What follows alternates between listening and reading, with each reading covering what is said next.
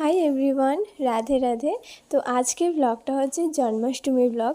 জন্মাষ্টমী তো অনেক দিন আগেই চলে গিয়েছে, তো আমি এখন পোস্ট করছি, মানে আমার অনেক লেট হলো কারণ একটু প্রবলেমের জন্য। তো যাই হোক, এইবার জন্মাষ্টমীতে আমি দীপদের বাড়িতে এসেছিলাম।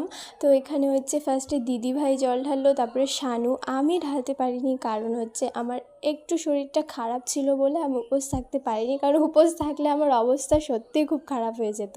আমি ওদের বাড়িতে অনেক আগে এসেছিলাম, বাট আমি ভিডিওটা শুরু করেছি 12টার দিকে রাত।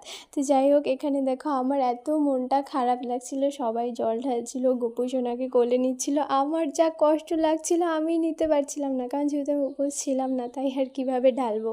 এখানে মহারাজাকে দেখো, এদিকে পুজো হচ্ছে আর ওখানে হচ্ছে ও ঘরে ঘুমোচ্ছে। ভাবতে পারছো, এত চিল্লা হাল্লা এত কিছু ও ঘুমোচ্ছে।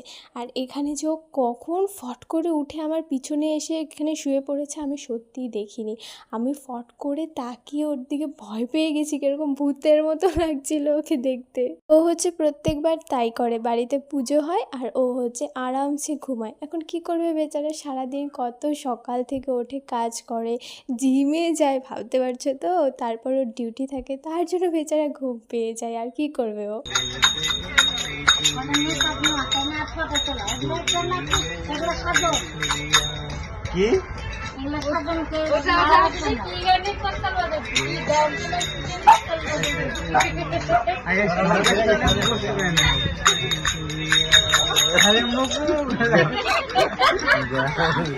তো দেখতেই পেলে এর পাগলটার কাণ্ড কি করছিল। কিছুদিন আগে যে গানটা বেরিয়েছে, জানি না তোমরা বুঝতে পারলে কি না, বাট এই গানটা হচ্ছে কিছুদিন আগে খুব ভাইরাল হয়েছিল। তো সেটাতেই ও করতাল বাজিয়ে বাজিয়ে এরকমভাবে গান করছিল। আর আমি এখানে আমার পিম্পলগুলোকে দেখছিলাম, ছোট ছোটোই, বাট আমার তাও কেমন জানি একটা লাগছিল, কারণ আমার সহজে এরকম পিম্পল ওঠে না, বাট যখন ওঠে আমার খুব আনকমফোর্টেবল লাগে, মানে আমার খুব রাগ উঠে, যেটা সত্যি কথা।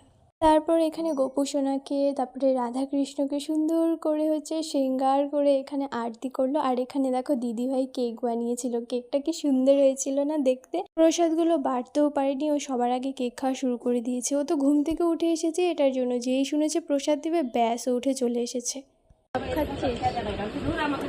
আমার নাম তোর ফটো তোলার জন্য দিয়েছে, তুইও তো ফটো তোলার জন্য। দেখলে তো কিরকম পাজি বলে, ফটো তোলার জন্য বলে ওর থালাতে সব দিয়েছি আমরা, বাট এটা না, আমি এতগুলো খেতে পারবো না জন্য ওকে সব আমি দিয়ে দিয়েছিলাম। আর এখন খাওয়া দাওয়া কমপ্লিট। আর আজকে হচ্ছে আমি ওদের বাড়িতে থাকবো, তো আমি এখানে ড্রেসও চেঞ্জ করে নিয়েছি। এখানে আমি ড্রেস আনিনি বেশি, তার জন্য জাস্ট কুর্তিটা চেঞ্জ করে এখানে দ্বীপের একটা গেঞ্জি দিয়েছিল আন্টি, বলেছিল হাফ প্যান্ট পরতে ওর না হলে শানুর হাফ প্যান্ট পরতে।